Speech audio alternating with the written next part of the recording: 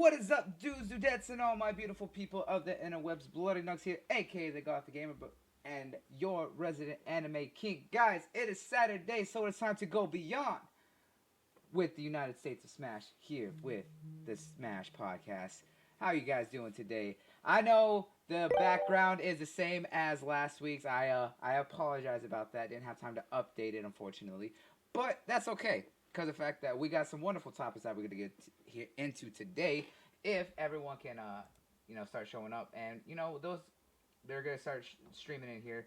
A couple things happen, but it is what it is, guys. Let everyone's late. Everyone's always moving at their own time. I know I'm never on time, but we're not gonna talk about that. But things have been great. I don't know about what y'all have been doing in the chat, but I've been keeping up with a lot of stuff lately. I recently started The Boys on Amazon, and oh my god, that show is so good. Also, Fozzie, I saw you earlier for the follow. Thank you so much for the follow, my boy. It is greatly appreciated for that. Thank you. Um, but yeah, guys, the boys is amazing. It is something special, and I cannot stress how much that you need to see this. If you have Amazon Prime, you need to watch the boys. Probably one of the best adaptations of a comic book around. Besides what I said about um, the Umbrella Academy. Umbrella Academy on Netflix was another wonderful adaptation of a manga, or not a manga, a comic that was done into a live action that was really well done. And I really love how good the boys came out. And honestly, guys, if you have any editions or comics of the boys, with how big this is going to blow up and the fact that there's already talks of a second season coming out, trust me, this series is going to sell for money. Just like we saw when they did kind of what happened with Robert Kirkman and The Walking Dead. After the first season came out, if you had the original comics, those blew up in price, and you went from like $20 for a copy of some of the earlier volumes to like $100 for a couple volumes. And now some of them are going as high, especially if you have old mint first editions, or even some of the old Walking Dead. Some of them are close. There's a few that are close to a grand. I think there's one that's like 1,500. I think there was when me and my boss were looking at it, because he has a bunch of the boys comics, and he's all like, excited for that because he loved the series. I know I love the series, and I was like, I gotta go and read these. Same with like the Umbrella Academy. Umbrella Academy is another one that's gonna blow up. But it's been interesting to see that. Been watching that. I'm falling behind on what's going on in the DC Universe online stuff, but I'm trying to catch up on all of that. So the first thing I'm trying to do right now is catch up and rewatch season 2 of Titans, because everyone's been hyping up season 2, and I need to start that because everyone's been talking about how Deathstroke is getting teased really badly in this new season and stuff like that. So I can't wait to watch it, especially how season 1 ended. With everything that happened with that, especially with what was going on with Robin, and I kind of want to see how they do Batman in this season and stuff like that. So it's been really cool. I fell behind on Swamp Thing, but now that that whole first season's out, I'm gonna go back and watch that. Other than that, I've been keeping up with all my anime, of course, so everything that's running in the season. So I'm still caught up on Don Machi, or Is It Wrong to Try and Pick Up Girls in a Dungeon. I've been keeping up with that. Haven't watched. I started today's episode, or I watched today's episode of Demon Slayer, and Demon Slayer still continues and continues and continues to get better. And I love how even when they take some times away from the major story arcs, they show a lot of exposition, just enough of the other characters to give enough of their backstory without overdoing it like a lot of other animes do. And this one has been really well done with the pacing on it. Not only just from the fact that they're doing really well on adapting from the manga, and how great Ufotable has been doing with it, but the other biggest thing is the fact that they're keeping the pacing just right. They're not overdoing it. They're not underdoing it. It's just the perfect amount all the way around, and I love that. I love the pacing that they've been doing with this. Um, just watched the season finale To the Abandoned Sacred Beasts. And guys, I'm telling you, if you are sleeping onto the Abandoned Sacred Beast, you need to go out and do yourself a favor and watch it. It is so damn good. And the final fight for this season between Kane and Hank. Oh, it's so crazy what goes on in that last episode, and you need to do yourself a favor and go and watch this because it is just that good. And like the other one that you need to stop sleeping on, everyone needs to stop sleeping on, is Vinland Saga.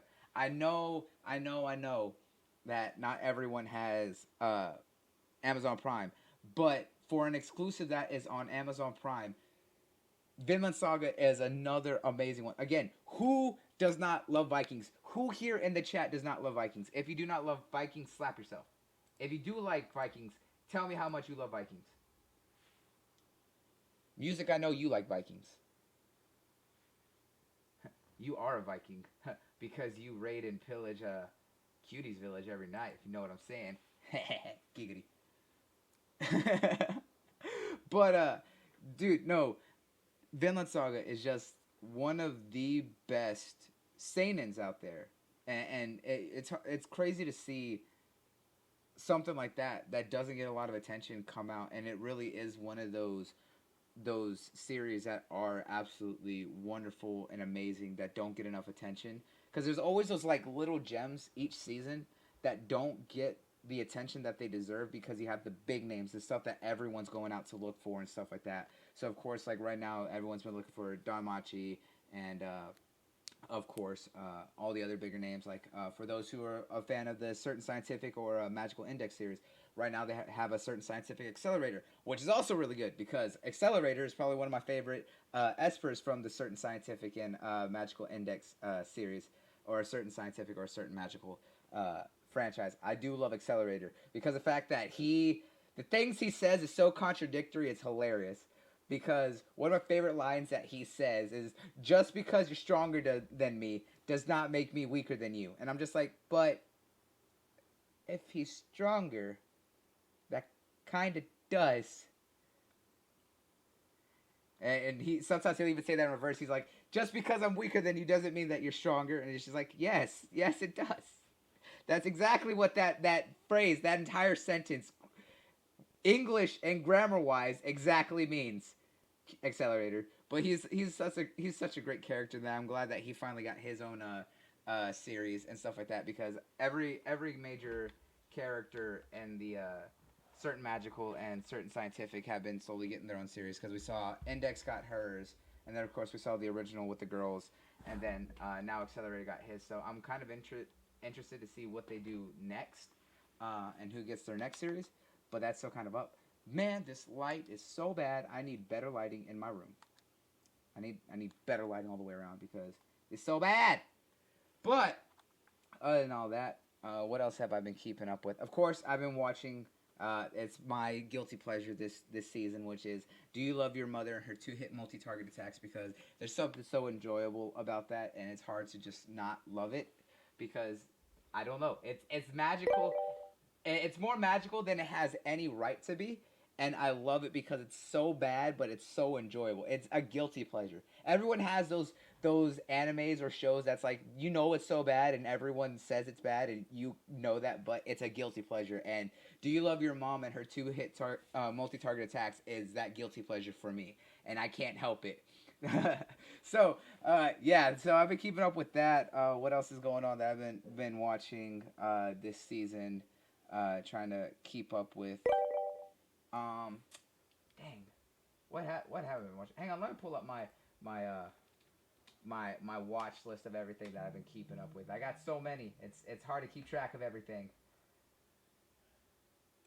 I finally went back and started watching Wise Man's Grandchild, so that one's been another one. Oh yes, even if it's for my daughter, I would Defeat a Demon Lord has been one of the cutest and most endearing series this season because Latina, oh my god, Latina is amazing. She's sweet and she's the essence of a pure child that you would give anything for. I was like, you would protect her no matter what.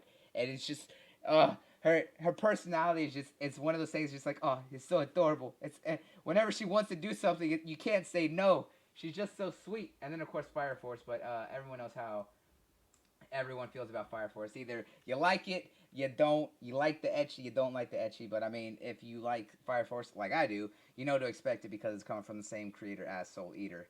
And I love Soul Eater because who doesn't love Blair, that cat witch? So I'm all about that because one, fire is cool and fire is great, but other than that, it's still really enjoyable. I do like the action sequences in it, so those have been really cool. Other than that, I've still been going back and rewatching through. I've been keeping up with Isekai Cheat Magician. Isekai Cheat Magician is getting interesting. I still don't say that I truly, absolutely like it, but it has been really enjoyable. Because Isekai is now the big thing that everyone's doing now. But Isekai Cheat Magician has been really interesting, and I've been really enjoying it. So I kind of want to keep seeing how it goes. Other than that, I've been just watching Black Clover. Just saw the most recent episode for this week, and yeah, I think that's kind of everything that's been going on. Besides everything that I'm starting to watch, that's in the backlog.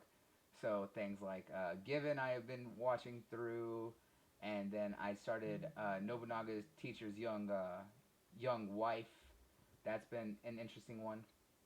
So a lot of others that are from the back that I've been behind on that I need to catch up and things like that. But guys, trust me, next season is where the real fun's gonna begin because next season's or the fall season, 3 weeks, or really 2 weeks, 2 weeks, 3 weeks, everything's gonna start coming out, and man, there are some good things that are coming. And Cutie, for you, I know you specifically because you like to cook. I know you like Food Wars. Well, season 4 is coming out on October 5th. I believe is going to be the premiere date for season 4 of that. So for all my chef aficionados out there and all my cooks and wonderful people out there, so if you like to see how they get down in the anime world with cooking and the good food, that's going to be coming back out soon. But we're going to do an episode probably next week or maybe the week after where we're just going to talk about all the stuff coming out in the fall season and literally everything we're excited for because there's a lot besides season 4 of Food Wars. We also got the return of My Hero and a bunch of others. So it's gonna be really good on everything that's about to come out. But other than all that, let's see here. Everyone is still taking their sweet ass time.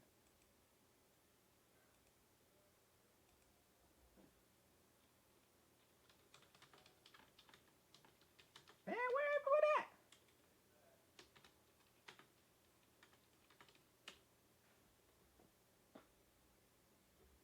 All right. Well, everyone else is gonna be coming through, so we're gonna go ahead and get right into this.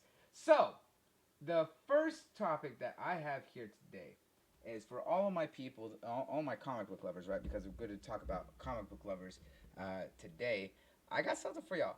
So, we've known for a while that this kind of been a rumor back and forth for quite some time, but apparently it's been more talked about late recently that Marvel has reportedly been offering the Wolverine role back to Hugh Jackman, and that we've known that he stated that he would like to return to the character and stuff like that, only if it made sense and if it was going to be in the greater the MCU and stuff like that. So we know that he's talked about wanting to look at doing that kind of stuff, right?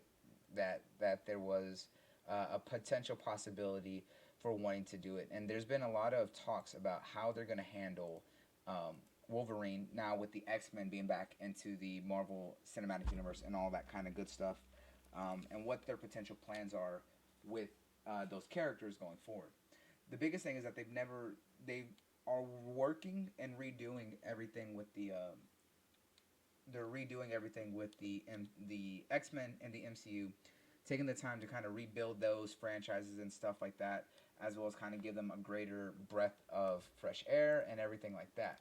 So they're trying to see what they want to do with those characters going forward and everything like that.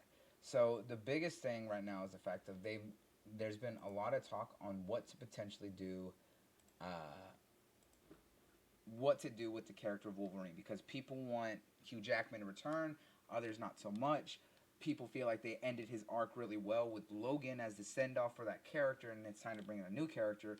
But there's been a lot of back and forth on what to potentially do with that character overall.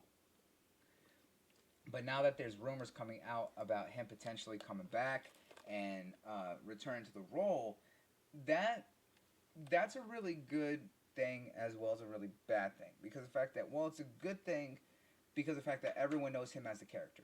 Yes, he does not match the character on the level that we know and everything like that, but he is that character that we've all come to accept as that, as that role, as that person, and everything in that sense.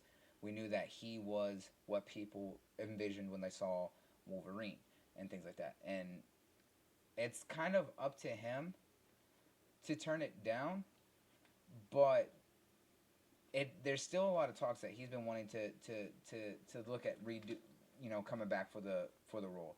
There's potentially been rumors of them doing a Wolverine versus Hulk film, which if they do a Wolverine versus Hulk is probably one of my favorite storylines or like miniseries, because seeing Wolverine actually go all out against the Hulk, and the Hulk really getting work by Wolverine, but also really putting Wolverine through his paces and how back and forth they went, was probably one of the best. Like I don't know if anyone's seen it, but I saw the Wolverine versus Hulk animated film that they did, and that was really awesome. So if they do that in live action, that would be awesome. But it still comes down to the fact of, while I love Hugh Jackman, I've watched every X-Men film except for Dark Phoenix and Apocalypse. On the basis, I've not watched Apocalypse or Dark Phoenix out of principle because those films are bad. But I've seen every original X-Men film. I saw the original X-Men. I saw X United with X2. I saw Last Stand. Then I saw First Class. I saw Days of Future Past. Then I also watched all the Wolverine films. So Wolverine Origins. I saw The Wolverine, and then of course I went and saw Logan. So I've seen all of his reprisals and stuff like that. And while, like I said, I grew up and seen Hugh Jackman as his character since I was a kid, and it would be great to see him return to the role, but I kind of want them to let him take the break and bring in someone else. Yeah, if they do a one-off movie of doing Wolverine versus Hulk, I would say, yeah, let him do that role. Let him come back, reprise that role, and do it. But really, I want them to focus on building up a new actor, whether it's someone else, other famous actor, or another unknown actor that not a lot of people are familiar with, that fits the idea and the characteristics of what everyone knows of as Wolverine, to come in and really pick up the mantle of that character. Like as I stated, they're revamping the X-Men universe and everything, because right now they have plans for the X-Men in the MCU, but not for several years. They stated at least in the next 5 years we're not going to see the X-Men in the MCU. So more than likely, while there's been tidbits and little sprinkles of the potential of them being teased in the universe now, we're still not going to actively see them. I still think that they're going to focus on rebuilding that universe separate, but that's a whole other conversation that I've done and things like that. But I want them to bring in a new cast to set up the X-Men. Wolverine, especially, a lot of people, whether you're a comic book diehard who wants the character that looks like Wolverine the most in every aspect, whether you want a true Canadian or not, whether you want someone who's really short to fill that role, who's very built and things like that, or someone who's just a little bit more comparable than, Hugh Jackman's tall ass, portraying a character that's been known to be short as hell. Um, but there's a lot of potential with this rumor. But remember, guys, it is still just a rumor. But he has stated in the past that while he is done with the role, he said that he always would potentially look at it if it was in the greater MCU. He said that he would return for the MCU, but how everyone else feels about that is kind of up in the air for whether you really like it or not, um,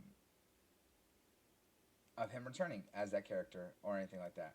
I personally, again, I could see it, at least for a one-off film, but actually carrying forward with the MCU, I don't think that he should.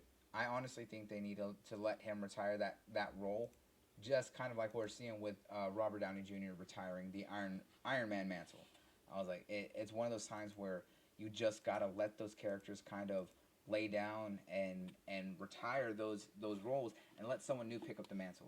There's still the potential that we may see a different version of Iron Man, or there's still the possibility that there's been a lot of talks that we may even see Ironheart. For those who don't know, Ironheart, that's Riri Williams in the new comics of picking up the role as Iron Man, um, after Iron Man basically retired and left it away. Of course, we also saw, Pepper Potts and her nurse armor and everything that she showed off in that they teased there in Endgame. But I don't think that she's gonna actually be in that because she never did like that stuff. So I don't think we'll see more of her going forward. But as for anything else, there's just a time where you gotta let certain characters either sit for a while or kind of retire them and let someone else pick up the mantle and kind of go with it from there. And look who joined in. The young buck himself, the upcoming no longer fraudulent anime man himself, Mr. Operations. What's going on with your app? Oh, what's up? You hear me right? Yes, I can hear you. That just chilling over here. Not much. What you been up Slow to week, but lately? got through. What you been watching? Lately, I've been getting through Busters on Netflix as well, and of course, Samurai Champloo. Yes, Cannon I call it Busters the is another chef one that I show. gotta watch. But that's all. That's all you've been keeping up with lately. You ain't been watching nothing else. I mean, you've been talking about that season 2 of Titans all week nonstop. I thought you'd be all It was hype dope. about It that. was dope. It was dope. Cause I'm settled down now, but like, once the next episode rolls out, bro, I'm gonna be back on it. That's what I'm talking about. And anything else? I know you watched The Boys. I was talking about The Boys earlier. We could talk about The Boys here later too. Yeah, we finished it when it came out. Oh, Great show. yes, yes, indeed. Tell everyone your thoughts right now about Hugh Jackman. The rumor that he's potentially being eyed to come back to Marvel to reprise the Wolverine role. Let everyone know how you feel about that. Yeah, it'd be cool if he comes back because we all know love him as Wolverine, but it'd be better if he does because I don't fully trust Marvel with their casting for the most part. For the most part, for a good portion, it's been good with everybody, but like see it so far. But like they were to recast with someone else, I don't know who they choose. The fact they got Brie Larson as Captain Marvel shows that they really ain't like qualify as much as we thought. I guess for probably better for him to come back as Logan. He probably at this point probably be an older Wolverine because he's what, in his 50s now. In his 50s or 60s. I don't know. He's up there. Well, he's been acting for a good while. He'd probably be an older Wolverine at that point, which really wouldn't matter for him I because of the believe healing he's in his factor. early 50s right now. You could play older Wolverine one not, but Yeah, they have really good VFX team, so they could pull it off as well. So which is kind of what I'm we back. which is kind of what we saw with Logan is that he played that old man version of Logan. But yeah, I just kind of like I said, with for me personally, I love it. I was about to say that it's cool, but if they do it, I hope they do it for a one off. Like if there is truth to that to the fact that they want to bring back or do Hulk versus Wolverine, that'd be cool. But if not, I kind of just want them to let him retire that character and just kind of sleep on it for a bit. He's been doing it for what over 10 years, almost 20, almost 20 years, more than that. Yeah, I believe the first X-Men film came out in '99, almost 2001, right around there. Like so he actually Early out 2000s. yeah like no, it was well before that. It was either in 2001 or '99. I was about to say, but those films like he portrayed that character for a very long time, longer than even Robert Downey Jr. did with Iron Man. Yeah, much longer than that. Much longer. Yeah, I believe X Men came out in 2000. I think that was when it was. Yeah, so right about there. So yeah, it's been a hot minute that he's been portraying that character and all that kind of good stuff. So, you know, it's time to let that kind of character rest. That's just my thinking. Honestly, is that you gotta let that character be put to rest after a while. You gotta do. You can't keep letting one person do that role, especially when you have a character that's been known, or you have multiple iterations. Anyways, god damn this camera.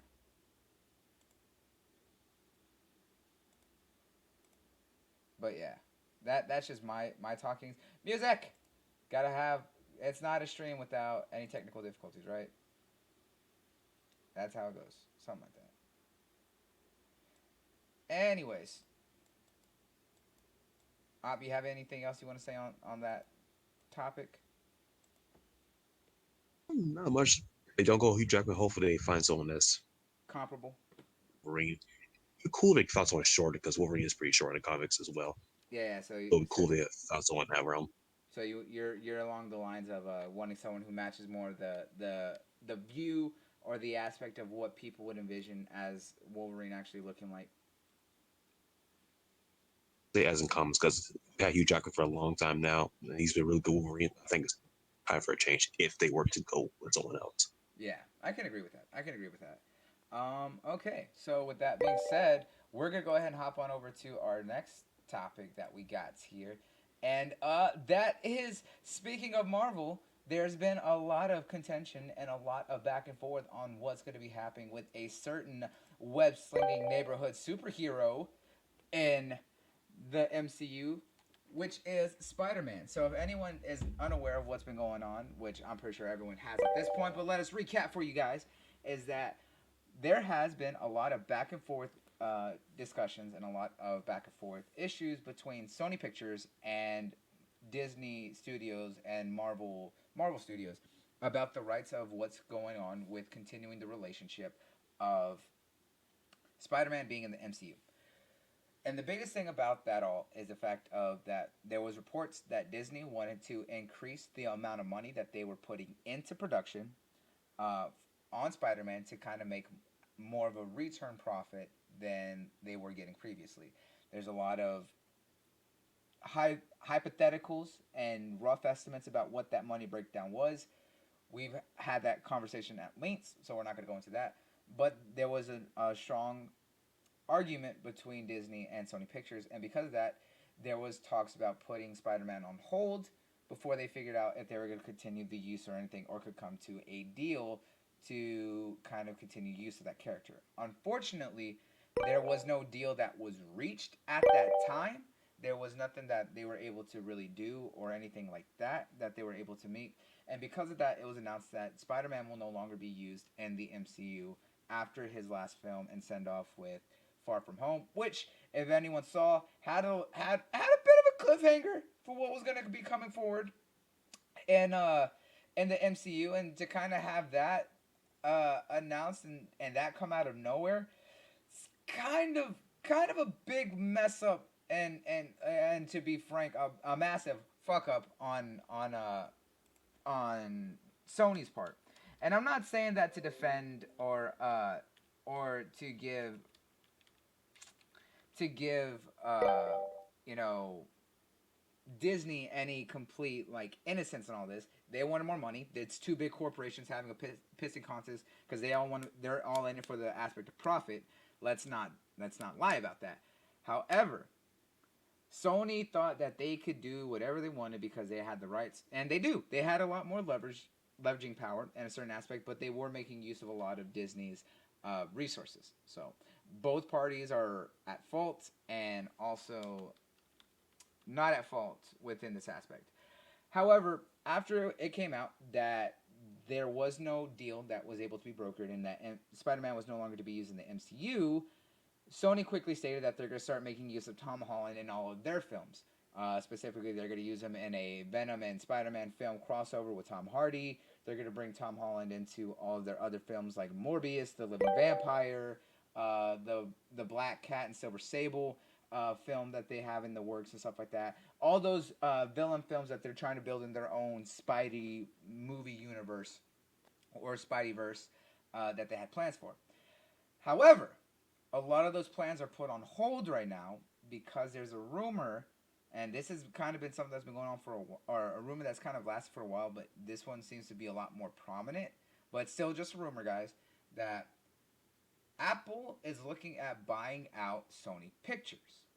Now, if anyone knows, Sony Pictures has not been making a massive amount of profit for Sony. A lot of their different departments and companies have actually been losing money year over year. Their biggest point that they've been making any profit back on has been their gaming department with the PlayStation.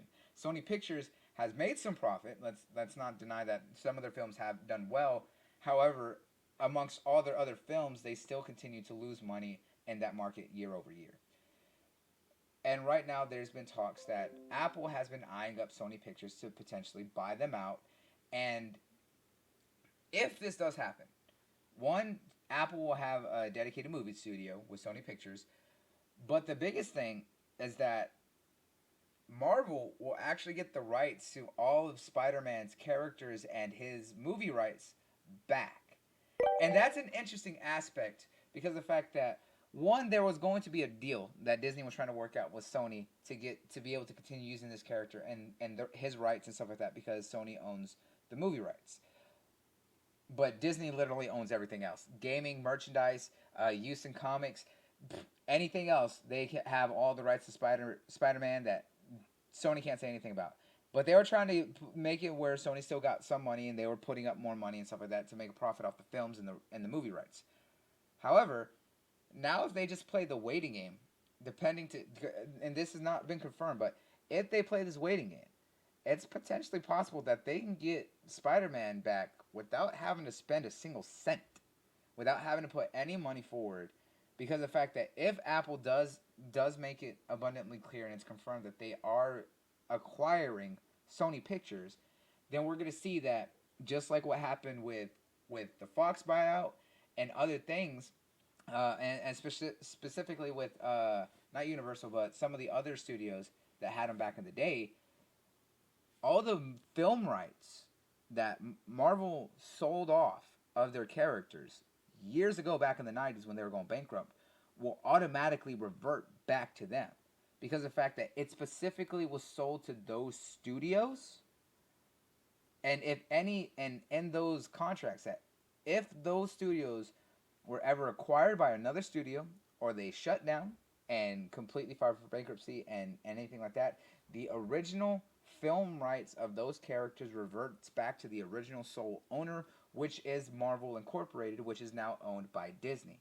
So, if this has any sort of truth to it, or there is any growing aspect of Apple actually buying Sony Pictures, then Marvel can potentially get all the rights to Spider-Man and all those characters, all those films that are in the works and stuff like that that they were trying to do. All that goes back to Sony or back to Marvel, and they don't have to spend a single cent to get and use that character again. And that's crazy to think about after this whole big pissing contest during D23 just earlier this month and everything that was going on between Disney and Sony. So, with that being said, what are your thoughts on this potential fact of Marvel potentially getting the rights back to Spider Man without having to spend anything if the rumor of Apple potentially buying Sony Pictures is true? Ooh, if this does happen, it's gonna be terrible. Like at first, I was rooting for him. It's like, oh, okay, cool. If Apple does buy him to get a stability factor. Apple does have the capital to, I guess, properly Sony on their endeavors, we get from their lens, their PlayStation, the movie division as well. Yep, yep. Playing this saying if they do get bought, rights will revert back to Marvel. It's just like at that point, if that happens, then it kind of fuels the whole movies as far as having the superheroes, all that, because they have on nearly all the characters back, exclusion of Hulk and a couple others as well. Yeah. So, with the fact Kind of that, hoping with the one. So sorry, you were cutting out for a second. Now you're good now. sorry, but yeah, I was first I was rooting for this to happen, like the one someone get that stability. Now after you explain, like, nah, not really feeling it. They've been making it so far on their own, just kind of fat where they need to, just doubling down what was working.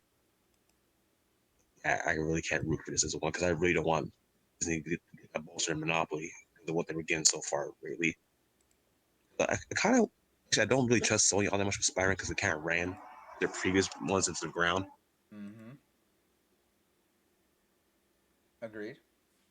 Or this dirtbag. I was like, they ran the previous Spider-Man IPs into the ground. Andrew Garfield, the first one was great. The second one terrible. Sam Raimi's first two were good. Yeah, the third one had. See, the third one had potential, but they did too much with it. They did way too much with it. That was their issue. Right.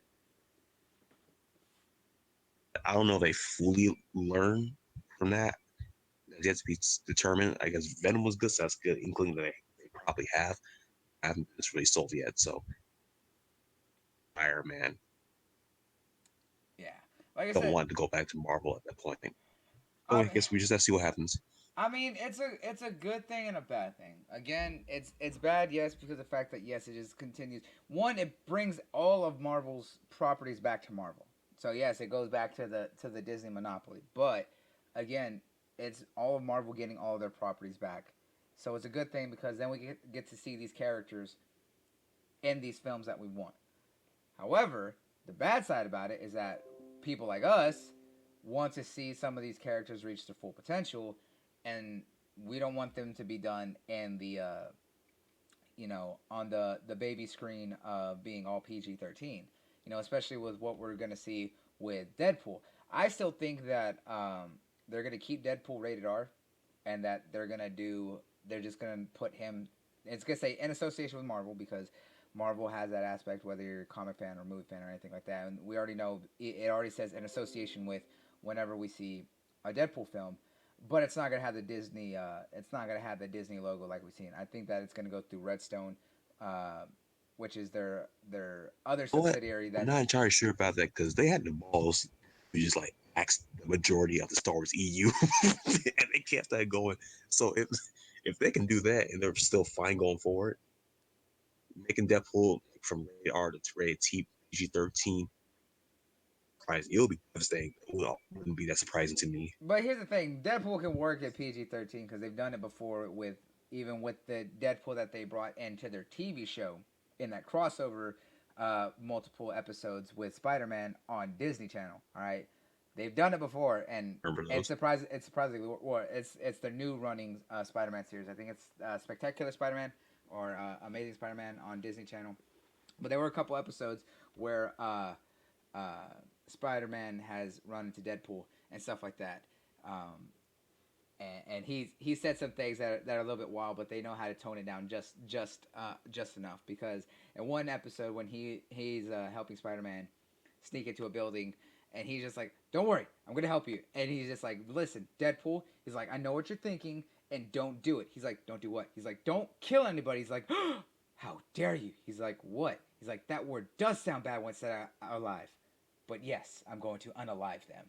And I was just laughing. I was just like, yeah, that'd be a response on how he would say things, um, and it works. I was like, if they have smart writing, his humor can work no matter what. But with what was achieved with Ryan Reynolds and his whole impact with the Deadpool movies, with the first and the second one, going back, it can be done as a PG film, or not PG 13, but we wanted to keep where it's at.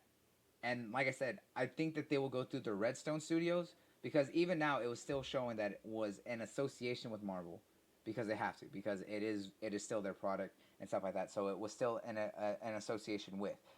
But I think they would go through the Redstone Studios, which is where they put all their adult films that they've done in the past, just not so much what they've done recently. So it has potential to be done, especially when you look. But the biggest thing is like, what are they gonna do with characters like Venom, which we want to see really hit his stride, but more specifically, what we want to see out of a character like Carnage, because they teased Carnage in the Venom film, and you can't do Carnage without being rated R, because you're talking about a symbiote that bonded with a serial killer that loved to kill people for the sheer fact of he can kill people. They did a great job on adapting Venom to be more of an anti-hero with the way that they did the Lethal Protector series and Planet of the Symbiotes with the Venom film and making it PG-13. They had just enough cussing. They did enough of the killing that you would expect Venom to do off screen, uh, but they also made it show, hey, he only goes after bad guys because of the conversation between Eddie Brock and Venom. But they did it just well enough. But to really kind of show off more of what that character's able to do, they need to kind of push that a little bit more, especially if they're going to do a Venom versus Carnage film, which I believe there's been talks about being in either Venom 2 or the third film. So I hope if Apple does buy Sony Pictures, I hope that Marvel Studios doesn't go the route of holding everything back.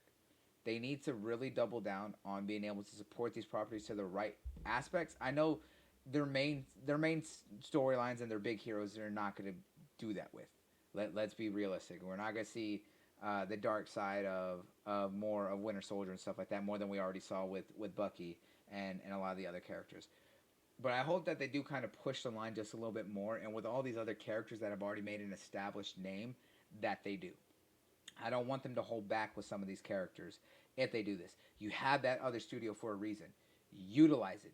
Push it. Yes, you want I know they want the biggest market. They want to reach as many people and rated R films are not going to make a lot of money because of the fact that they can't reach to the full families or things like that. But doesn't mean that it won't get supported properly by the people that will go out and support these films. And that's where it counts the most. So I just hope that if they do this, they don't let that monopoly or that bad aspect or the PG and PC aspect of things ruin the potential of really making more out of these properties. But at the same time, if this rumor does fall through, I hope Sony doesn't screw up more than what they've done in the past and realize how much of a winner they have with Tom Holland, thanks to Marvel really scouting Tom Holland and stuff like that, and really build the Spidey verse that they want to do right.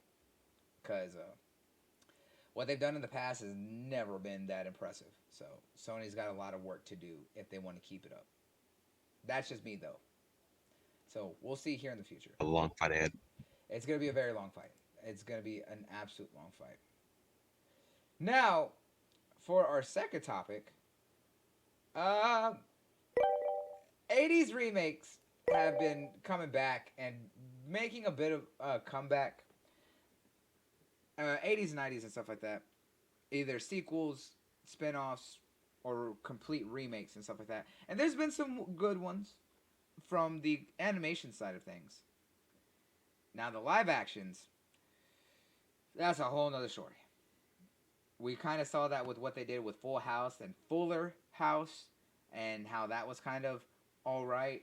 On Disney Channel alone, we saw for 90s kids and early 2000s what they did with Boy Meets World to showing the spin-off sequel of Girl Meets World of, Corey and Topanga's daughter and stuff like that. And it brought back a lot of old characters and stuff like that you remember. And it was okay for what it was, but it wasn't a smash hit. And you would think that some of these studios would learn that, yes, the nostalgia factor may work in some cases, but it's not going to work in every case. And that's kind of the aspect with this next one. So, if anyone, especially in our generation, kind of grew up with the reruns of this, if anyone remembers Saved by the Bell, everyone knows where Mario Lopez got his come up and all that kind of good stuff. Well, there was recently talks that NBC wants to do a sequel remake of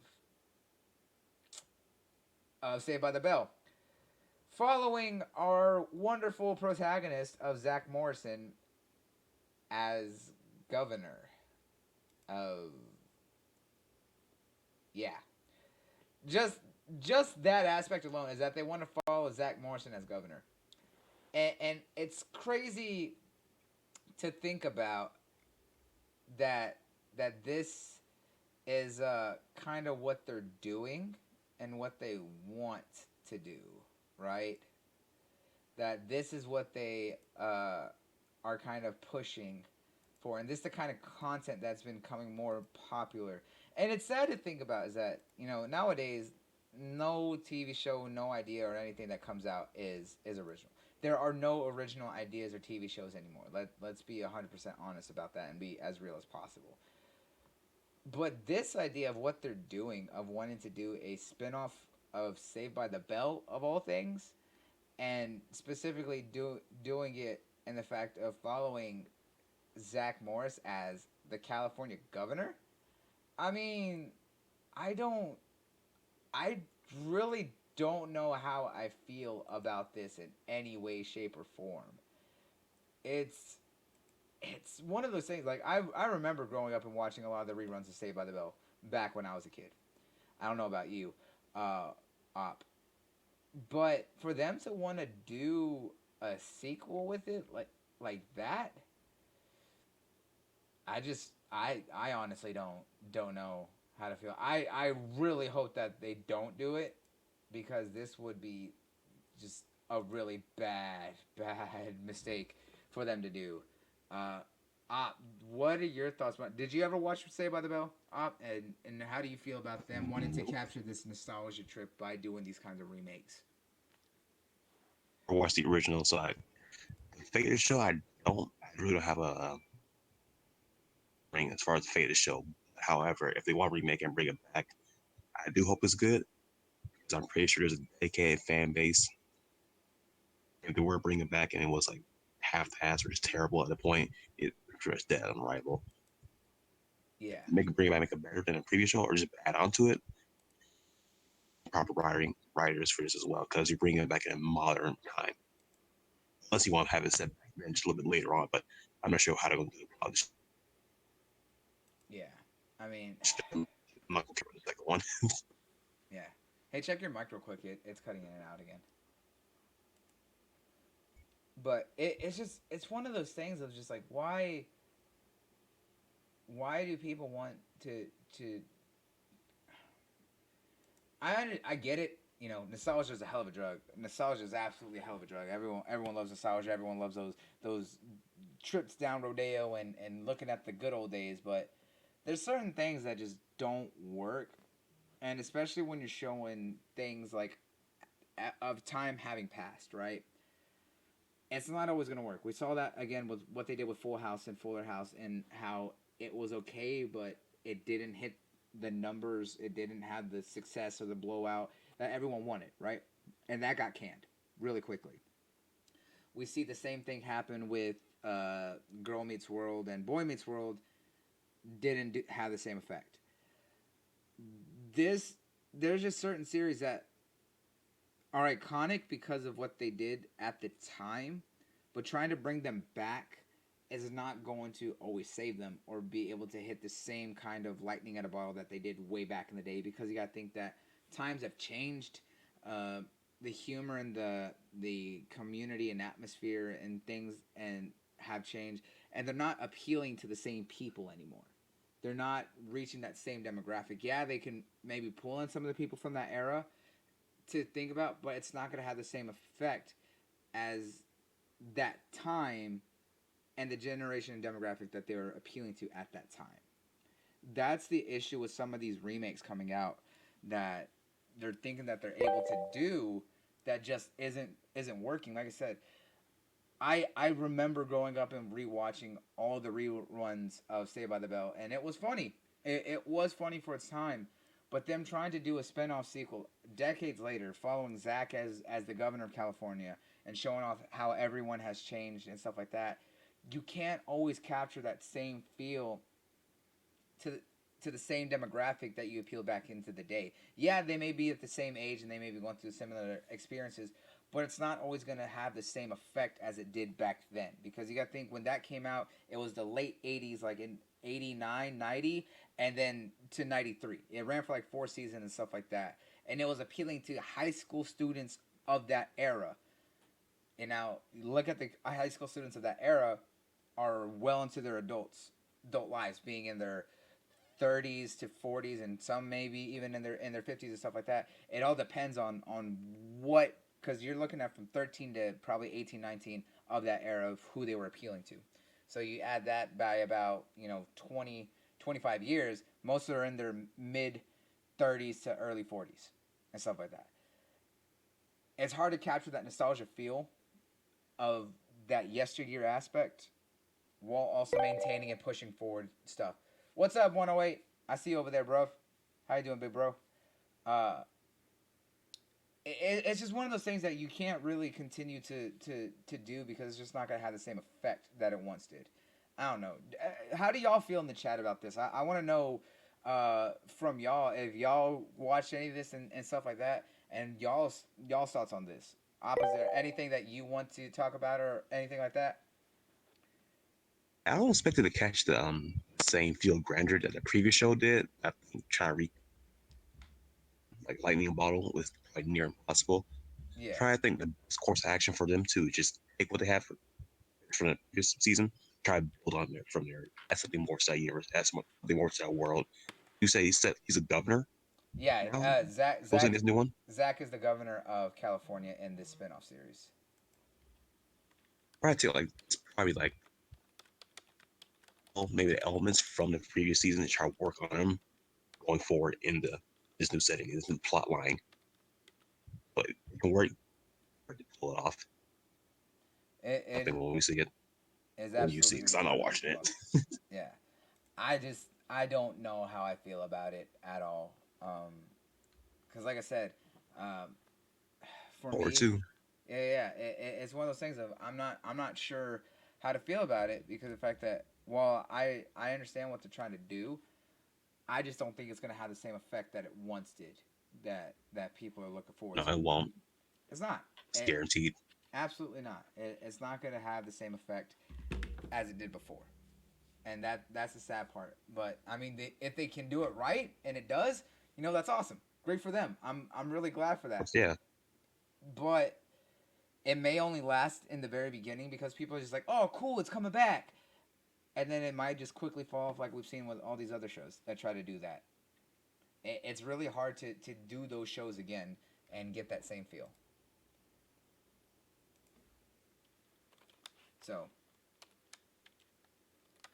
I don't know. It's going to be interesting one way or the other. Lemon, you got anything to say about them trying to redo and bring back Saved by the Bell with this spin-off series? Anyone over there in the chat got anything to say? They want to say? Let us know. Post it up in the chat, and we'll read it out for y'all later. But we're gonna move on to the next topic here. Jumping from that, we've been talking. I've been talking at least, anyways, about the boys. The boys all day, cause man, do I love the boys. Whew, that was a badass series, right? But got something interesting to say. Is that The Boys on Amazon Prime is officially more popular than any Marvel series that has come out so far. And it's crazy to think about, right? Because of the fact that you look at The Boys and you look at what they did with like the Punisher, right? And the early aspects of Daredevil and stuff like that does not hold back on the darkness of it. But you look at The Boys as a much different take on the superhero aspects and stuff like that. It completely goes against that. It shows superheroes as personalities, kind of like we've started to see lately. They have agents and they do all these things, but they're kind of dicks, especially one specific dick, and everyone has to sign these contracts with these agencies and stuff like that. But there's a group of them that don't believe in that bullshit, and I really like the story that they've always told with The Boys, and the fact that this has gained so much popularity to even outdo what a lot of people were really hyped up with what they did on Netflix with the Marvel series. That shows that a lot of people don't want this held back, toned down bullshit. The only Netflix series that did not hold back and was worth every grain of goddamn salt was The Punisher, because the way that they told the Punisher stories was absolutely hardcore, badass, no holds barred, completely flawed, fucked up individual. And shout out to John Berthnow. He did an amazing job as a Punisher. And anyone who says anything otherwise can go sit on it because he did a great job. Because he portrayed that character very well. But The Boys takes that up and multiplies it by 5 because of the fact that every character is fucked up like that. Yeah, Daredevil was also really great too. Exactly. But The Boys took all that fucked up aspects of a character and flipped it on its head and showed just how messed up some heroes are. There are the ones that try to be really good, but it shows how over time that gets eroded away. You know, I know you were raving and immediately binged watched that show after it came out. Tell me your thoughts on it. I think it's pretty obvious why the boys were so successful right now because Marvel and Netflix dropped the ball with these later Netflix shows. They disappear off the face of the map. Because they were starting strong with Daredevil, Jones, Cage, Iron Fist. We started the whole season away. All right, But let once me news came out, they started getting canceled and whatnot, and like it just kind of just disappeared. Boys came right after that, just kind of like swept in the audience, craving those shows. Now they got the hook. Now they got the nurse right now. They pretty much like I guess dominance that Marvel's had with superhero movies or TV shows that they have for a couple of years now. The boys pretty much kind of swept that away from it. Wow, swept that away from it now. So now Marvel has to fight back with these new shows coming out later on under Disney Plus, but it could be more be a hard fight for them right now because yeah, it's not gonna be as gritty or as dark as the boys or the Marvel shows on Netflix is right now. But part of that audience, right, that they kind of lost them at that point because they're not necessarily looking for those toned down shows, looking for something real gritty, real on the earth. It's grounded as well. exactly, I think that's exactly. the biggest reason for success right now. And But like, for them, the most popular show right now, I expect it to happen yeah, yeah, at this point. Like swept in the whole audience to themselves because they dropped the ball over there. yeah. They really did drop the ball. And 108 says in the chat that the boys is raw, but they a rip off of current superheroes, and that's kind of the point, right? That was the point of the original creator of the boys, is that the heroes that we see, there's one way that they are. This is them actually behind the scenes, and they're meant to be a commentary about the superheroes as we know them, and shit like that. Because the fact that he's showing that they're like, hey, yeah, we're all Captain, Boy Scout when we're out in public and tell everyone, hey, don't do this or don't do that and follow the American ways. And when they're off camera and no one's around, it's just like, fuck everyone. I was like, they're all maggots and they don't understand my power because I am true greatness. That's kind of how these kind of Right. characters are and meant to be portrayed, because of that fact that it's showing their personality when they're out of the spotlight, and it's given like a commentary on these characters. It's a very twist. It's a very twist on the series, and I love that because of the fact of the way that they portrayed heroes, kind of like what made Watchmen so great, because it also did that same aspect. It showed superheroes in a very flawed light because of the fact that over time a lot more of them got more demented. Look at what made the comedian snap, and what happened to Rorschach to make him the way he was, and then Night Owl and everything like that. And then specifically, look at what happened to Asmodeus. He was the most powerful out of all the superheroes. Had this great Boy Scout persona, and what did he do? He became a politician. He retired his cape and stuff like that.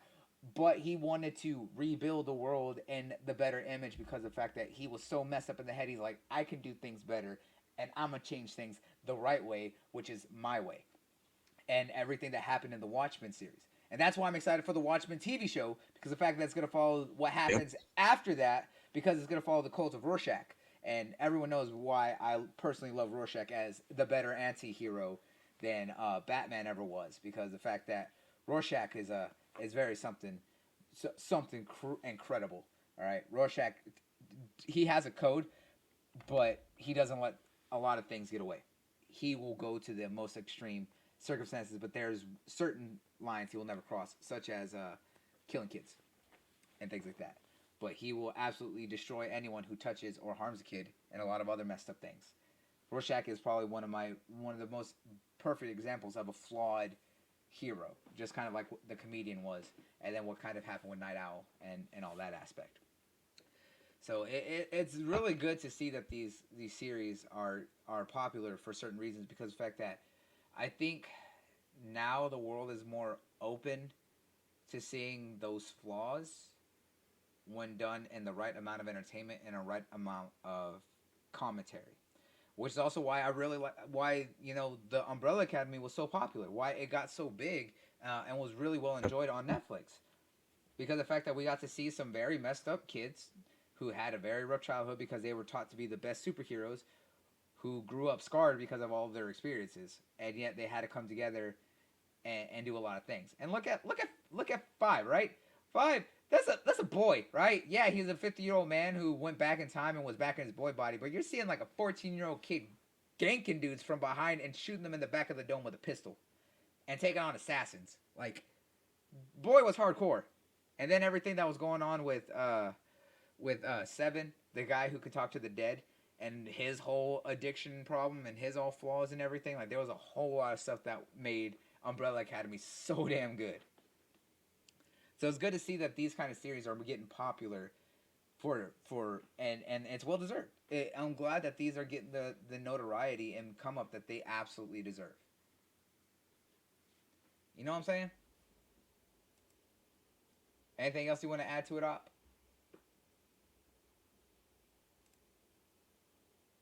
Op? I think his mic cut out. All right. Well, Tokyo. Every time, every time. No, Did you back? You back? You fix your mic? that's probably the connection again. Am I good now? Yeah, yeah. You're good. You're good. Now go.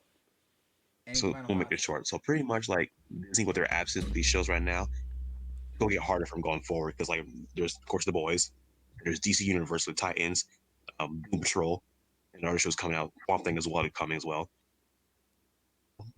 Will come along as well. The new Watchmen show as well. I do believe DC Universe is gonna be added to that in the future as well. But as time continues on, they show these more shows come out, it's gonna get hard for Disney to reclaim that control over these the movies and TV shows as well. Their Because biggest failure right now, they're one dimensional, they're shallow. Like, it works for the movies. Once you get into the shows, like it works for a little bit, but then people start wanting more. Which is why Netflix shows they took off so well. There's proper character development, there's depth to the shows as well. Because they went away. DC, now Amazon, HBO going to capitalize on that as well. Shows are coming forward, they're gonna prove themselves. So why they can contest with these other shows as well? Because if they're as shallow as the movies, it's gonna be hard for them. yeah, exactly. And that's one of those things is that you're gonna see all these other services really picking up the slack and coming in where that aspect is lacking, where there is no one to fill that kind of gap, fill that void, and get in those aspects of needing those places to be filled and stuff like that. So because of the fact that there is no one in that market to really compete with, right? That there's no one to really fill that aspect and provide that content. These other services are going to come in and fill that content of wanting a mature superhero show, filling in those needs of, hey, this is a darker take on stories or superheroes that you know, let's go with it. You know, that's why Brightburn was a massive success for that film, and that was basically evil Superman, straight up evil Superman. That's honestly what that film was. And anyone who says otherwise needs to slap himself because even, you know, James Gunn said himself that that's basically what it was. No cap. Straight out. So it's kind of good to see that this market is starting to get more attention and a feel for it. You know what I'm saying? All right. Well, from there, we're going to talk on another topic. And this one is a little bit more homey for us because this is something that we've been excited for. And I think this is the perfect time for this show to come back out with everything that's been going on, right? It was announced a while back that Aaron McGruder is coming back with a new season of the Boondocks. And if you don't know the Boondocks was an animated series talking about the life of uh, young black individuals and their grandfather living in a white neighborhood and kind of the atmosphere of and their takes on society as a whole, whether it coming from white people, from from blacks and African Americans to just minorities in general, and kind of everything that goes on with them. And they really held no holds back on the fact of the topics that they talked on, the culture that went into it, and things like that. They really didn't hold back on any of those aspects. Yo, what's up, Fozzie? What's good? What's good? uh they didn't hold back on the culture and kind of appeal and what they were trying to talk about in the Boondocks. They told a lot of those subject matters in a very honest light. They had a very wise and open character who kind of broke it all down, but you also looked at it on the analytical side and tried to understand the aspects, but also went to the stereotypical and kind of the issues around those topics. but they were very unapologetic. Hey, music! Yo, thank you so much for the $5 donation. It's greatly appreciated. Thank you so much for that donation there. Music, love it. Appreciate you guys. You and QD are amazing, and I love you both. Uh, nah, you guys are amazing. Thank you so much, guys. And they say, "Meet up, bless up, praise be." Of course, y'all do. Of course. Oh God. Uh, what was I saying? Right. Boondocks was unapologetic, and the subject matter that I talked about and everything that they did, and I love that show because it was a very well thought out show, and I'm glad that Aaron McGruder is coming back as a showrunner for this series, and the fact that they announced that it's going to be coming back with a reimagined season of 20 or two seasons actually with 24 episodes. It's going to have a 50-minute special and all the original 55 episodes uncensored, by the way. And there was a lot of stuff that was cut out and censored.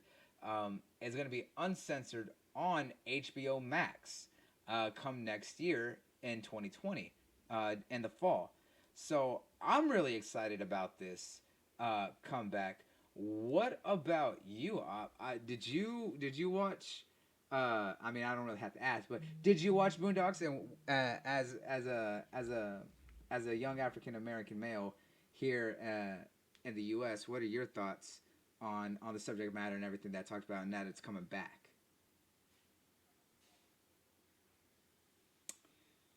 Wow. Thanks so much for being there when I need you. Hear me now? Yeah, there you go. Can you hear me now? Yo, you need to check your mic, bro. I don't feel It's awkward. just a connectivity right now. It's storming right now, so it's gonna be in and out. Well, pull your antennas in from outside and take them off that car battery. Just We're saying. gonna leave that one alone. That's Gonna leave that alone. what you get for living in But yeah, Florida with I old watched the people. original series. So yeah, the new season came back. It was atrocious. I couldn't get past like the first three or so episodes. Like quality drop off was really apparent in that series. And I'm really excited for them to come back. The original showrunners come back as well, Yeah, yeah. and The original kill it season this too. season as well. Because like these last 5 years, dude, home lowball. The last 5 years for them, it's gonna be a gold mine Yeah, yeah. this Very season as much, well. very But they much so. have enough material, enough to just come back also walls with this season as well. Come back. I hope they do well. And like of course, like you said, they can't censor it. I hope they don't censor it as well. Because if they do hold their tongues, they pull back a little, it's not gonna have the same effect as the original series, well, the original seasons, because they are known for that cut and dry, that raw commentary on what's going on in our social stream right now. Yeah, they've been handed the keys to the kingdom as well for just laying low for so long and just gather all this source material content. They can come back. They can come back strong if they do it right. I believe they will. Very much so. Very much so. And you're right. I really the last season was very dry for them. But that's because I don't believe Aaron Magruder was involved in as a showrunner during that season. I believe it was just the other because there was two showrunners, and I believe he left during season season three, uh, or before season three, and they did season three like years later and stuff like that. And that the third season was really kind of bad, or I think it may have been season four, but it's good that they're bringing it back and everything. And you're right. I really hope that they do. This past few years, especially, have been really big on a lot of topics that they could talk about for the social commentary of it all. You know, it's crazy to think of that. You know, they try to do it as long as that they did without him.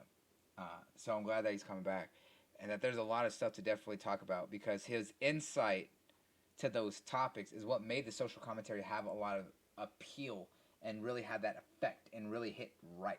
Because without that, it's not going to have the same genuine aspects of what it's trying to talk about. Because if you're not bringing someone who actually has the insight and understanding and the knowledge of those topics or the subject matter that is being talked about, as well as kind of that outside perspective as well, to be able to be both sides of the story, then it's not gonna have the same feel.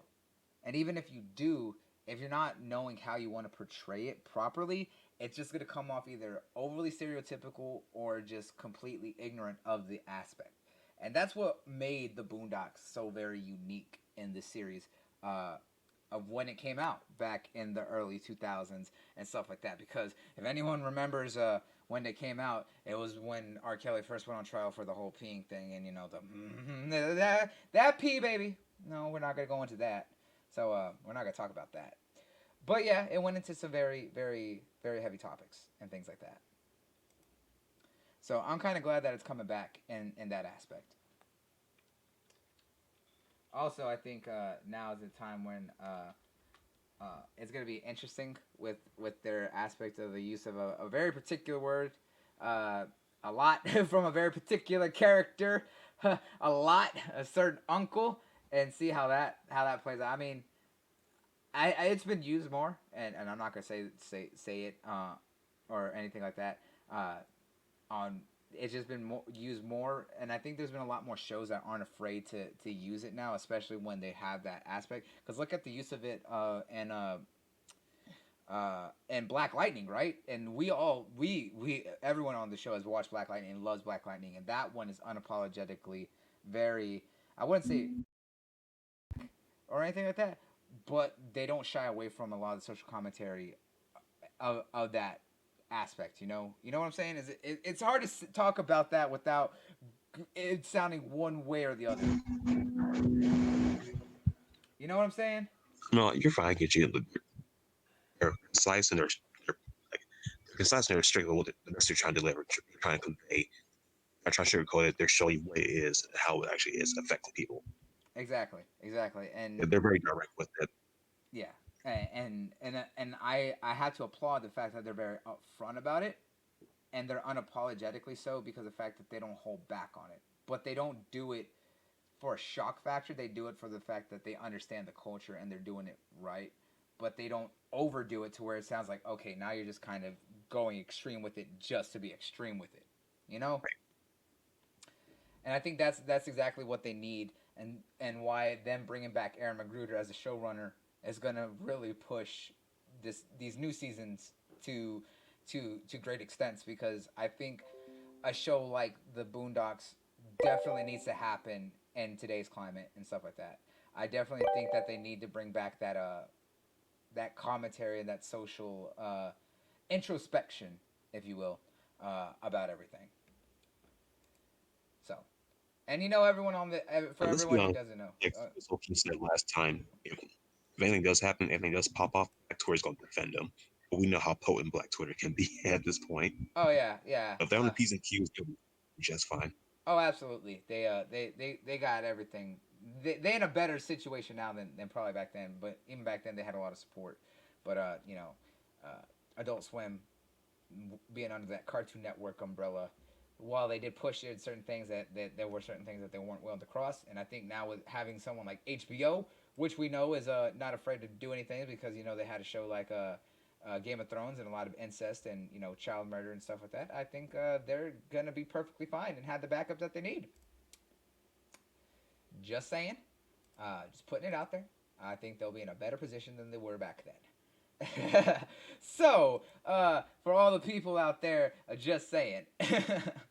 But yeah, so we're gonna go from there and go ahead and hop onto our next topic because we got two left. Um, and now we talked about our pop culture stuff. We've talked about our comic book stuff. Now let's go and get where everyone wants to do it, to our Japanese goodness, where I talked a little bit about what we were watching, but we got some good stuff here.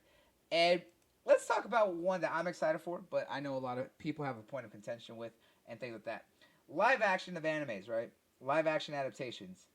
When are they good? When are they bad? And all sorts of stuff like that. However, there's one particular one that I very much applaud for being a great live action. Well, there's two now. Alita Battle Angel was absolutely a killer, and if you haven't seen it, you need to watch it because that was a hell of a manga adaptation because they did it great. Very much follows the very first volume, especially if you're like me and have the books right there, the whole manga, specifically the omnibus versions, which are the massive compilations. Yes, you need to watch that. The other one was Tokyo Ghoul, and it's weird to say that, right? But the first Tokyo Ghoul live action film was really, really good. I loved it because it was a great adaptation of the first season of Tokyo Ghoul, which was the best season. Uh, just saying. Um, and the thing is, they didn't do the whole season. They did half of the season, and it felt well paced for a 2 hour film.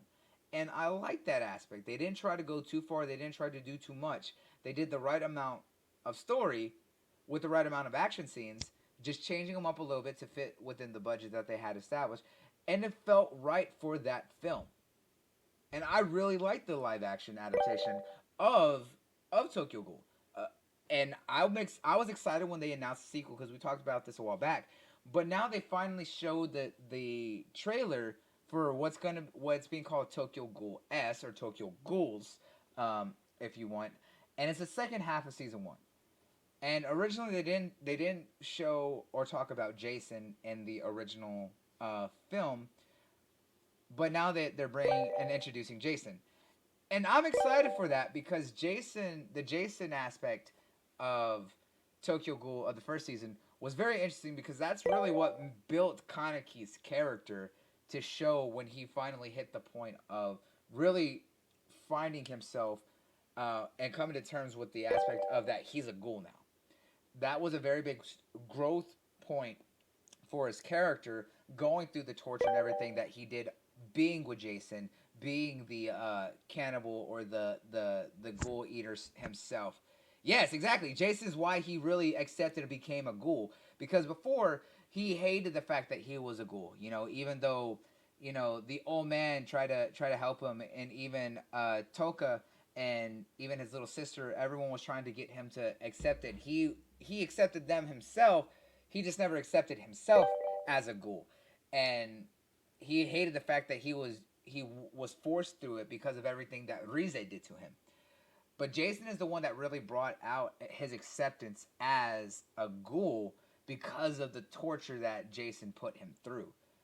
But it was also because of the fact that he also ate Jason that made his aspect of him awakening as an owl, but also what made his Kinke so much more dope than just having the half that was Rizes. But it's also when he fully goes to like crazy mode, he also has that like caterpillar or centipede. Actually, it's a centipede.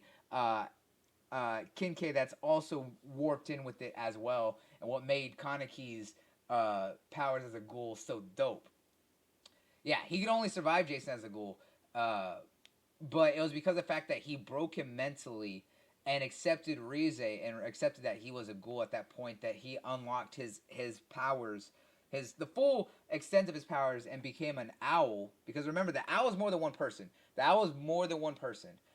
It's just that the person that's most notably known as the owl was only the only one at the time. But it's anyone who, whenever they unlock their potential as a ghoul, that gets snow white hair, they're an owl. And when he broke from Jason's torturing, Kaneki became an owl. And then he turned around, beat, and overcame Jason, and then ate Jason. Yeah. If you watched, and yeah, yeah. If you actually watched, what's it, Tokyo Ghoul Re, or read the Re story, there's another person who became an owl, and when Kaneki lost his memories and was brainwashed by the doves and created the ghoul extermination squad, which was made up of half ghoul hybrids like him. He took the moniker of Hayase because they brainwashed him. There was another person who was a ghoul or an owl at the time because the old man had disappeared and there was someone else. But when he recovered his memories as Kaneki, he was able to unlock his powers again and also became an owl. Yeah, yeah. So there's more than one. There can be more than one owl, but there's typically only ever one. It just depends on who awakens their full potential as a ghoul at that time, and it's only very few people that are able to become an owl. But Kaneki was one of them. Uh, I'm looking forward. Watching the trailer, I'm excited to see the storyline that they're doing and doing the second half of the first season. Yeah, yeah, it was the investigator. Yeah, yeah. Or not no, Hayase is Kaneki, and he was an investigator, but there was someone else who was working with Antiq, which isn't the bar, but it was the Ghoul rebellion, uprising and stuff like that were trying to fight back the doves and stuff like that. He was one. Yeah, exactly. That one. Um, but I'm really looking forward to what they're doing with the second live action film, because watching that trailer got me so excited because of the fact that it looks good. They showed off more of the first season, and it just looks like they really stepped up with the budget and the kind of special effects that they're doing for it. And I really hope that this does so good because of the fact that I really want it to do good because I love Tokyo Ghoul. I just don't like the animes. Like Route A was all right, and they had some moments that did make me cry, especially his relationship with his best friend and kind of that whole storyline. But it wasn't well paced for what they were trying to do. And then when they did I liked Re at first, like, and especially had really great opening and ending theme. But they rushed Re so badly. They skipped chapters and chapters and chapters that explained a lot of the other characters, and it was so rushed that it just did not feel good. If you want to see Re, go and read it. Honestly, Tokyo Ghoul is one of those ones outside the first season. You need to read the series. The rest of the animes are great for those who want to watch the anime, and I'm not saying to don't watch it if you don't like it, but to really get the aspects and the full depths of the series, go and read the manga. This is one of those ones where I will advocate for the manga as well as some of the anime, specifically the first season. But if you like the anime, go keep watching the anime. But this one is one of those ones I advocate heavily for the manga, just like I do with Blue Exorcist, because they completely messed up Blue Exorcist. And then, of course, the one that I absolutely champion, say don't even watch the anime, is Dead Man Wonderland, because they removed a lot, changed a little bit, and then never got finished. So if you want to see that ending, go and read Dead Man Wonderland. Trust me, it's well worth it. I don't know if you ever did that, but yeah, that's one of those things. Exactly. Re was absolutely rushed. Re absolutely sped through too many chapters and didn't give enough explanation of certain characters. Did you watch the trailer for Tokyo Ghoul S for the live action, and what are your thoughts on it? I peeped it, but do I sound better? Is it clear now? What's up? Oh yeah, you much better now. That's much better. Okay. All right, cool. Yeah, I peeped the trailer, but I haven't started series yet. It's on my list, so I really can't get into. I really can't get as giddy as you are with this.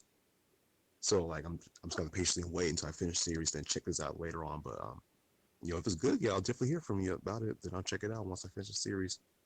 But yeah, I'm hoping for the best because these live action series, I I don't really care for them that much, especially adaptation of animes. So Kind of like what I we saw tend to with run them off.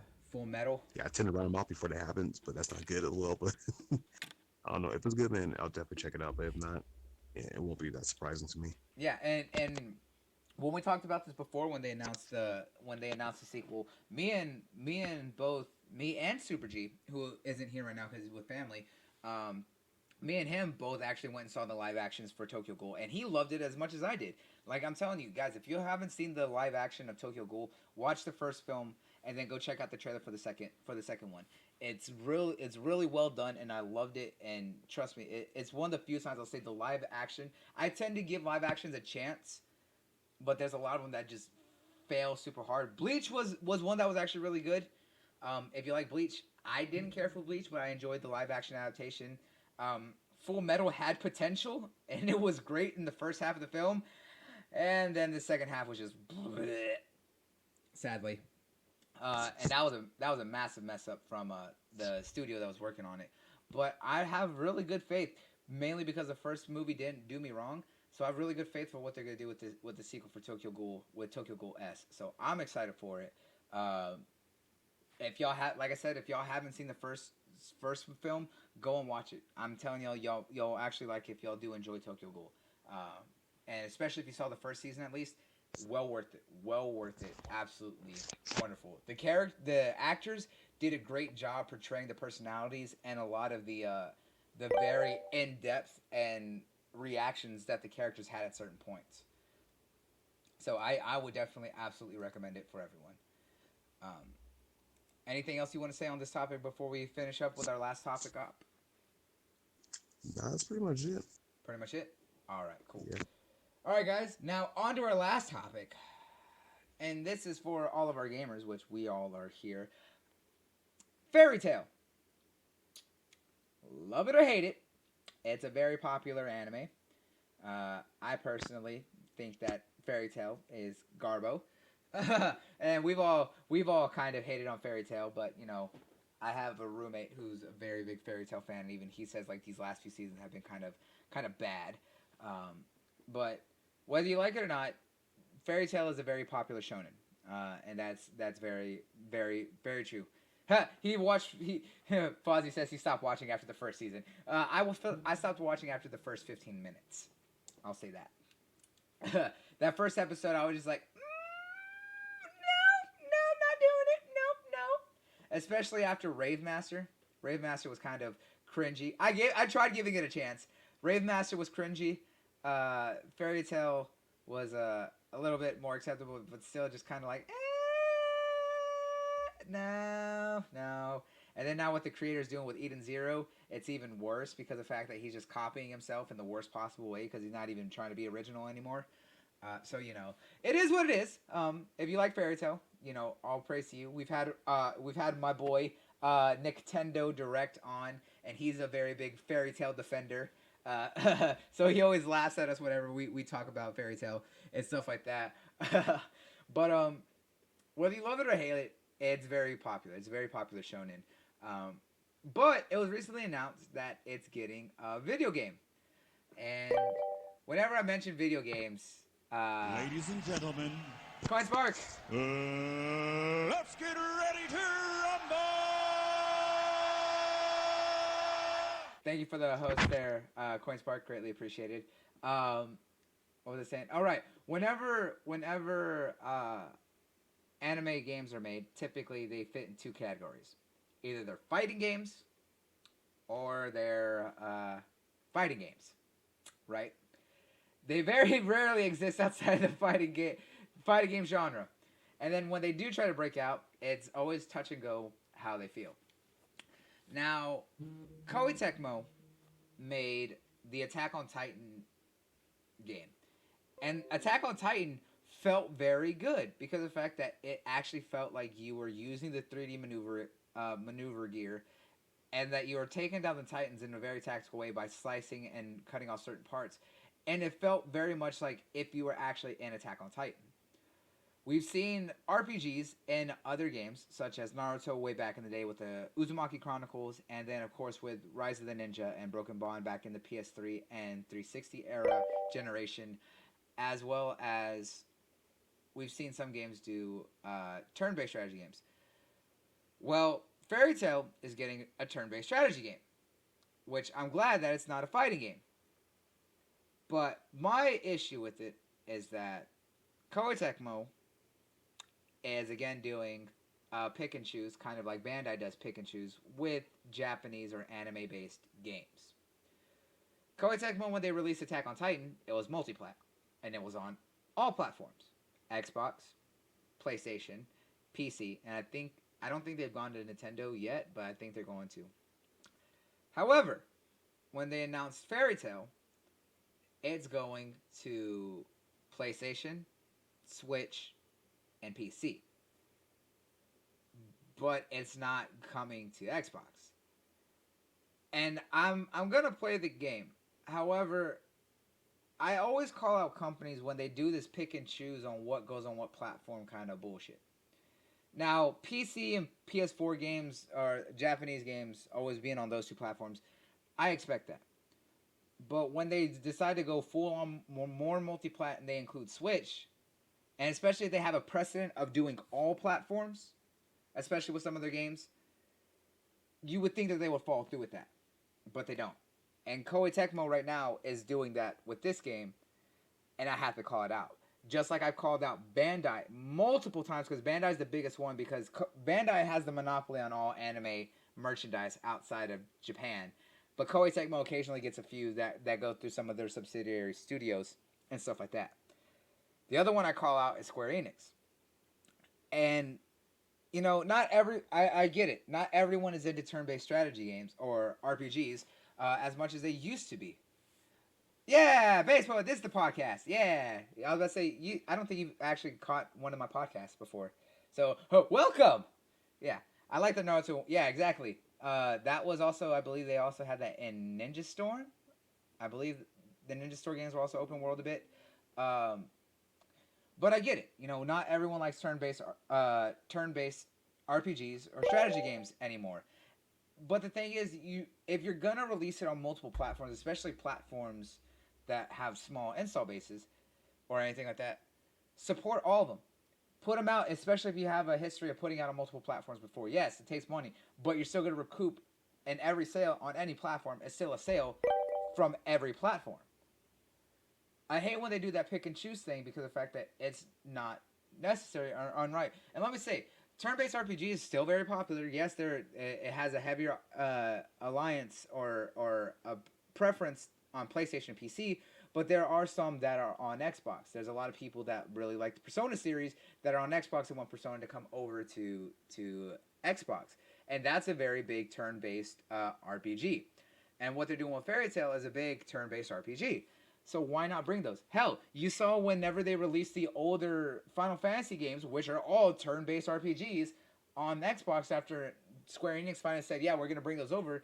Those sold very well. They had a very strong support. Yeah, it's not multi millions, but it was a very big amount.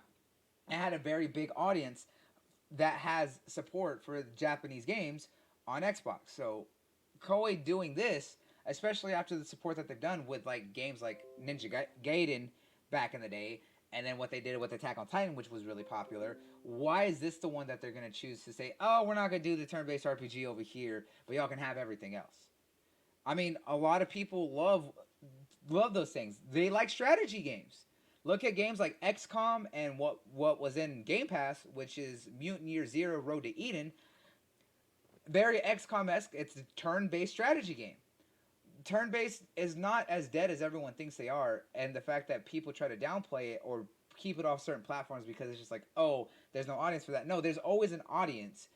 It's exactly Halo Wars. That's an RTS, and Halo Wars was very successful. I don't like when some of these publishers do this pick and choose nonsense about what platforms get what games, and then set a precedent with other games saying, "Yeah, this one is for everyone, but y'all don't get these type of games." I don't like that. I call that out, and it's more for me because of the fact that as the anime king, as a Japanese enthusiast, especially on Xbox, I have to call out that bullshit because of the fact that this is stuff that I want to play, but you're not letting me play where I want to play it. I'll play it and I'll get it. I won't be happy about it, but I want to play it where I want to play it. Op, what are your thoughts on this, man? Yeah, I mean, you can't trash it based off the show as well. Well, no, no, we're not talking about Fairy Tail anymore. We're talking about the game holding back, right? Yeah, yeah, it being a hold back. But what's your thoughts on them doing a fairy tale RPG game, and then your thoughts on them being holding it back? Yeah, like as far as like the game, like this is probably the most blatant fade I've ever seen towards Xbox. Like Apple Arcade, like how recent is that? Like, didn't it just come out like not so long ago? Like, Yeah, 'cause I know Apple. they announced. Oh yeah, that game that's coming out that was announced for Apple Arcade. Yeah, that was Apple Arcade. Literally just like got talked about like earlier this week. Yeah, that's wild. So either they slipped them some money under the table, or this is just like some blatant bias towards it as well. I don't know, like you're betting your money on a new subscription service. Yes, it's Apple, I get that, but at the same time, you're betting against them than dedicated console at that point. Like I don't know, this is just mind-boggling. Just how crazy this is. I Oh, don't know. oh! I know what game you're talking about. You're talking about Sayonara Wild Hearts. That game was going to Switch, PS4, and Apple Arcade. Like Yeah, Apple Arcade, and that one's getting overlooked for the Xbox. Like, come on now. But we're gonna focus on that another time. But okay. All right, let yeah, but focus on Fairy Tail right now. oh yeah, I can't trash it based off the show because I watched one episode and I didn't like what I saw. But like the RPG, if this has solid mechanics and it's fun, then of course I'll definitely think about picking up as well. But as far as the story, I don't know. Like if I don't care for the anime story and the RPG is an adaptation of that story, I don't know if if it's really gonna sell me at that point. It could be good, it could be meh. I don't know, but we should have to wait and see about it. But I'm I'm extremely cautious about this right now because I want to give it a fair shake, but I don't want to because I don't like the anime, but that's not right as well. So hey, I will take a real cautious approach to see what happens. Yeah. But now, what are your thoughts on them, Koei kind of pick and choosing where it goes and where it doesn't go?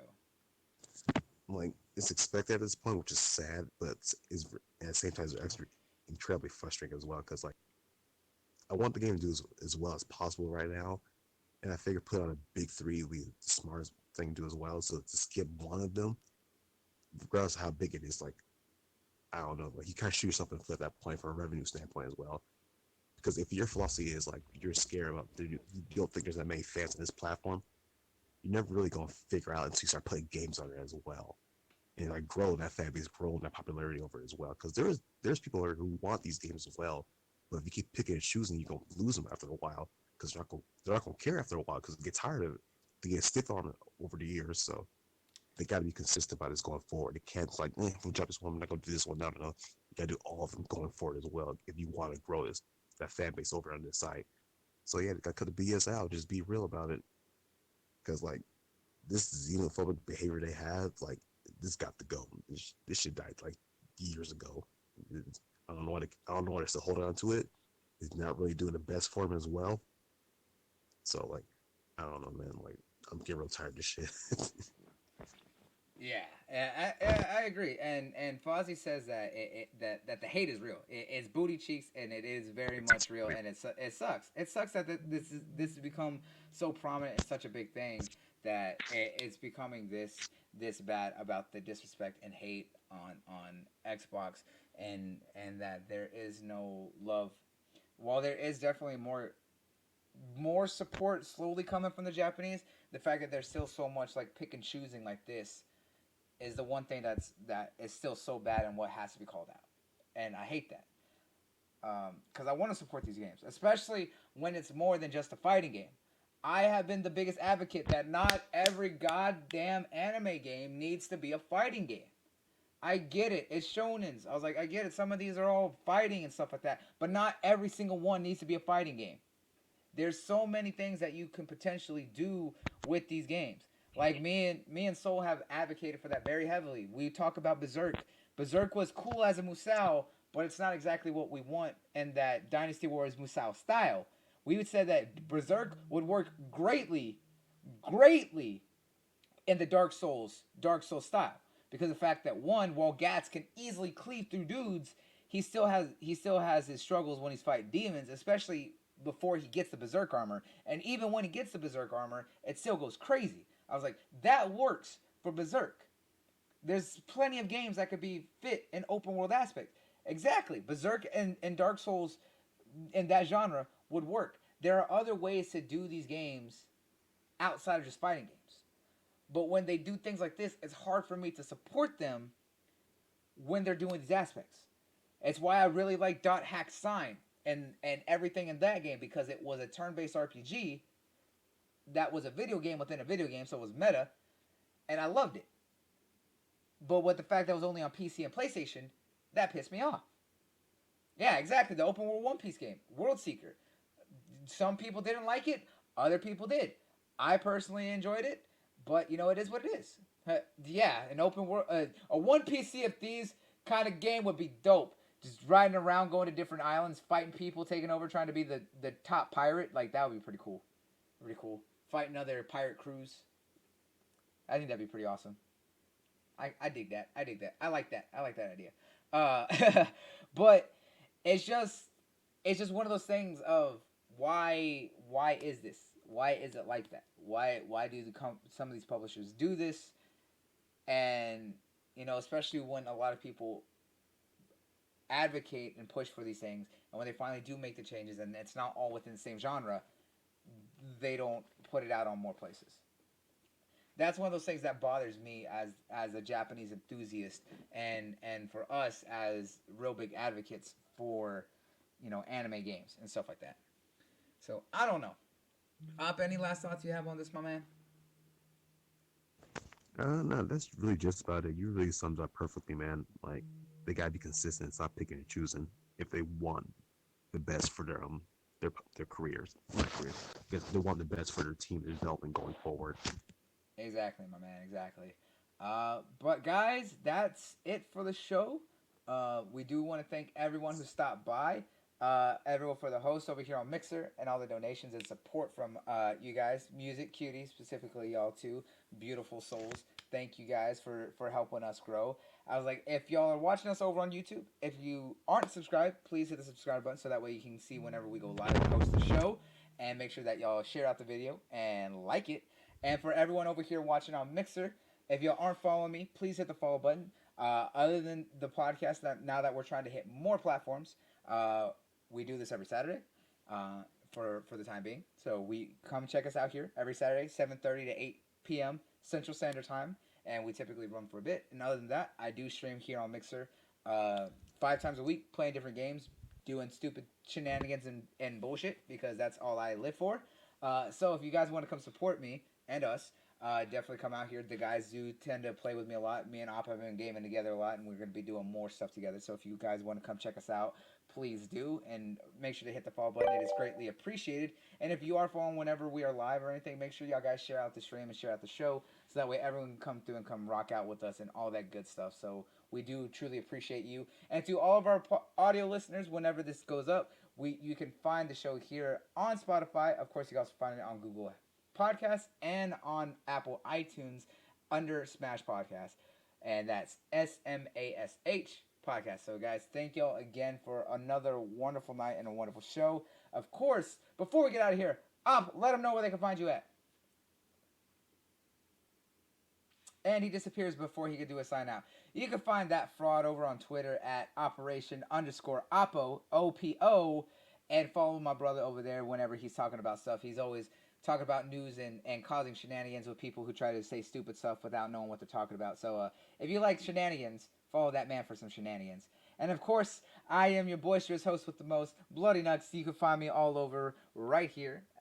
If for everyone, you can find me on Facebook, Instagram, Twitter, and of course here on Mixer, all at Bloody's Nuts, Bloody_Nuts, KNUX. So y'all can find me there. And for everyone who does not know where my YouTube is, if you're over on Mixer, you can find my YouTube channel over there. So guys, make sure that y'all do follow me on all social media so that way y'all can get updates whenever I go live, whenever we're doing the show, or just whatever random shenanigans I'm talking about, whether it be news articles or just random thoughts. And then, of course, occasionally when I post on Instagram, I occasionally take nice pictures and or pictures of bullshit because, like I said, I'm all about bullshit. But until next time, guys, it's been greatly appreciated for all y'all here. But until next time, peace out and check you later, guys. Sayonara.